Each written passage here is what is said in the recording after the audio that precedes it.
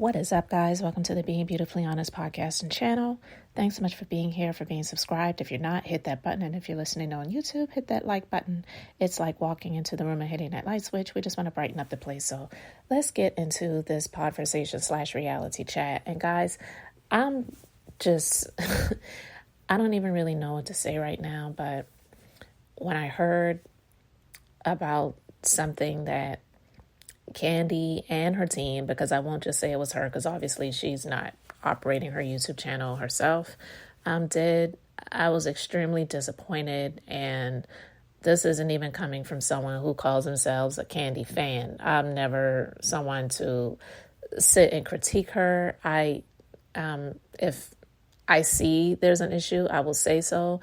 And I recently talked about it in a conversation where I discussed the interview that she did with Courtney that she took down. And at first I thought, like almost everyone else did, she took it down because of things that Courtney said that a lot of people would find offensive with regards to Drew's sister's mental health and questioning whether she actually had mental illness or not. But another vlogger who has a channel that goes by the name of jayleescorner, and I'll be honest, I've never watched her content. There's so many people on YouTube. I don't know everybody. I'm quite sure there's a lot of people who know about her, and also there's probably a lot of people who don't. I heard about this actually on Sherelle's World's channel on yesterday, because I am a subscriber to her channel, and I have been for several years now, and I don't even listen to everything that she shares because simply I just don't have time to listen to every piece of content that every person has. And that's why I appreciate all of you who take a moment out of your day to listen to whatever I have to share on my little platform over here, because I just do this in my spare time. But anyway, speaking of doing something in their spare time, for some people, YouTubing as a vlogger literally is their career. And that is a great thing, but it also takes a lot of time. I have a lot of respect for people who do this on a regular, consistent basis because it is timely, time consuming. And if you're doing it and doing it well, and it's what you enjoy doing, and this is your main source of income, then more power to you. If you're not doing anything to tear people down like those bozo clowns, Fresh and Fit, that got demonetized recently, and I'm all for that. But anyway, jayleescorner, she went, I would say, viral because the Neighborhood Talk shared the clip on their vlog on Instagram of what was taken out of the interview that was re-uploaded, and that exposed Kandi, in my personal opinion, because I shared my thoughts and views, and I really was not here for it at all. And I felt like, yeah, it wasn't to cover Courtney and to protect Courtney or even to protect people who have mental health. It was to cover and protect herself because she said some things that were offensive, and because it was done live and she has moderators and managers and all of those different things. People, I'm quite sure she, on her team, they saw the majority of the comments that were being said in the comment section and decided, yeah, you know what? Maybe it's not a good look to keep this up. Let's take this down, edit it, and then re-upload it because they want to get those views. Okay. I didn't watch it. I still have not watched the entire interview, but I did see and listen to the clip that was on the Neighborhood Talk, and that was shared by jayleescorner. So they gave her credit for it. Well, I learned that Kandi had this young lady's channel struck because of that. And that, in my opinion, is dirty. Apparently, no one told Kandi and her team about the Fair Use Act. She didn't share anything that was copywritten material. She didn't play Kandi's music or any music that she wrote or any like private videos. We know Kandi and her husband, they love to do a lot of things in the bedroom or maybe outside of the bedroom, either alone or with other people. It wasn't like she shared any content like that. This is something that people do. There are a lot of times where someone or some vlogger will do an interview, share. It wasn't done on, let's use this as an example. It wasn't done on a private platform. it was done on YouTube. That is a public space. So that would be understood if, for example, I'm on Tasha K's app. I subscribe to her app when she put it out. So there's a lot of content that I listen to on there. That would be like me recording that content or playing it for you guys when that is behind a private platform, or just any other person where they did something on their Patreon or something like that where it's behind a paywall. And even with the Patreon, I'm not even really sure how that works, but definitely I would never disrespect Tasha K's private paid platform, because she has content that she shares on YouTube, and then she has content that she shares behind her paywall. And there may be some things that she chooses to share later that was originally behind the paywall, but she shares it at a later date. I would never be on her platform, record something, and then play it out here for you guys to listen to. Kandi's interview was done on YouTube, and there are a lot of times when people will screen record something where someone did something live. We see it all the time when people do it on Instagram or, TikTok or things like that. And I have heard that there are some people like on TikTok now that are trying to strike people's YouTube channels for sharing their TikTok content and things like that. And I don't really know how well that's going, but it's called the Fair Use Act. As long as you're giving commentary and different things like that, you have the right to share it. But apparently Kandi had this young lady's YouTube channel struck, as well as I believe she may have had something sent to the Neighborhood Talk to take that down. So I don't know if it's still up over there, but of course, those who saw it, and they can't take that back.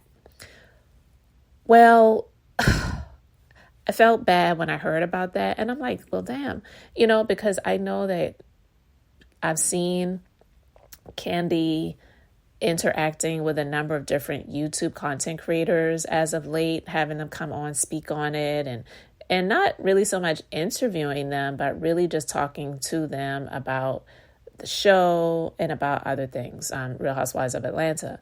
Kandi has really mass marketed and mass made money off of the Real Housewives of Atlanta. This definitely, like I've said before, is her umbrella, where the Real Housewives of Atlanta at this point in time is the main thing.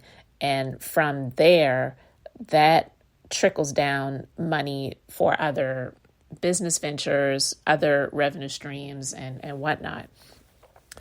But to have this young lady's channel struck down, I hope that she has already appealed it. If she has not yet, please appeal that, and on the basis of fair use. I am so disappointed. It's like you really did not want people to hear what you had to say.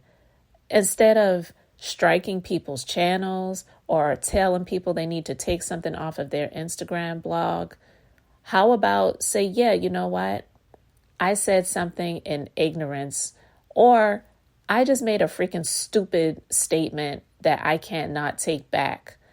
But I want to come before you guys and apologize, and I want to do better, and I want to learn from this experience and do like you always do. I'm not saying that you should use something like that as an opportunity to make money, but she claims to do a lot of charitable things in the community. So use that as an opportunity to do something that's going to help people who battle and deal with mental illnesses and mental health issues, and give back, not make money from it. You know what I mean? Because a lot of people really don't like her. I'm one of those people. I'm really indifferent. But after what was said, I don't rock with that. I don't rock with that at all. It really pisses me off when I hear people speaking about mental health struggles and issues, doubting if someone really has it just because of how somebody looks, when you have no idea, zero, about what it looks like to deal with it yourself, or to be the loved one of someone who deals with it. Everyone wants to be what we would call normal. And I wouldn't say that someone who has mental health illnesses and mental health issues is abnormal, but they have issues and they have illnesses. So it's already a stigma on mental health illnesses and issues because people have made jokes about it, calling people crazy. If someone is seeking therapy and saying, we're Black, we don't go to therapy, we go to church, or saying somebody needs to go and lay on somebody's couch or sofa, you need to get your head shrunk and things like that. It's just a lot of negative stigmas already when it comes to mental health, and to have her make a comment like that, whether in ignorance or you're just pissed off at Drew and you want some get back. So now you're going to throw her sister into it and doubt whether her sister really had mental health issues, or you're using that as a storyline like that. I was about to call that girl something like that. You know what Courtney said on that interview, I just can't rock with that at all. And at this point, I really am good on Kandi. I don't need to see her on The Real Housewives of Atlanta anymore. I heard that the show was renewed, that she had as a spinoff for Kandi and the Gang after it was canceled, and now it's being brought back, ironically, after she came out to say that she is not down with Bethany's union possibility of getting a union together for reality stars, and saying that if she has issues, she just believes in going to people directly, when sometimes in situations like that, it's not just about you, it's about the greater good, and it's about the collective, and this also for me is coming from someone myself who has said that I didn't necessarily believe that Kandi was the reason that Nene had her downfall of grace, or whatever you want to call it, from being on The Real Housewives of Atlanta, because I do believe a lot of Nene's issues were self-inflicted. I also did not understand how she could befriend Portia after all that was said and done, because even if Portia claimed that Phaedra told her the things that she told her, Portia was the one also denying that she said those disgusting things to Kandi about what she wanted to do to her when she kissed her and they were dancing in a club or something like that. And then she was having amnesia after the fact, saying, I never said that, and I never told you that, or whatever. And then admitted it later that, yeah, she actually did say it. She might have just had too much Hennessy that night or whatever.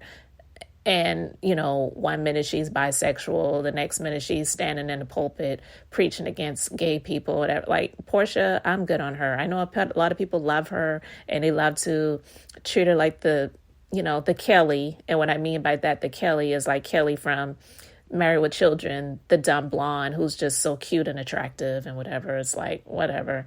I'm over it when it comes to Portia too.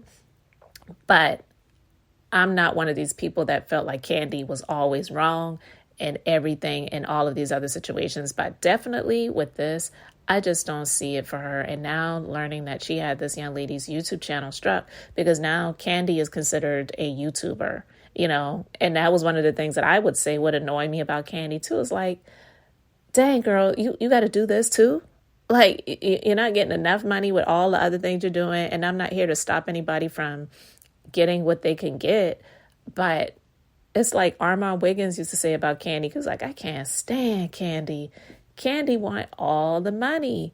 And I used to agree with that. And I kind of still do. You know what I mean? It's like, so you're making all this money over here on YouTube. God knows how much money you're making from the views you're getting. And this young lady, she's just doing the best she can with what she has, and probably has been doing it for a long time. I don't know how long she's been on YouTube. Again, I'm not really familiar with her, but she looks like someone that has been doing this for a while, and this is what she does. This is what she enjoys to do. So I'm quite sure that hurt her emotionally and may hurt her financially. I don't know. But again, I hope she appeals it. I hope she gets the strike removed.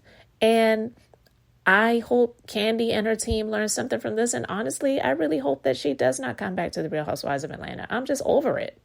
I really am. But anyway, guys, I just wanted to talk about that really quick. Let me know your thoughts about it in the comments section. Thanks so much for being here, for liking and subscribing. I'm Beth, just being beautifully honest. So until the next time, I wanted to keep it brief, beautiful, and now I'm going to say bye.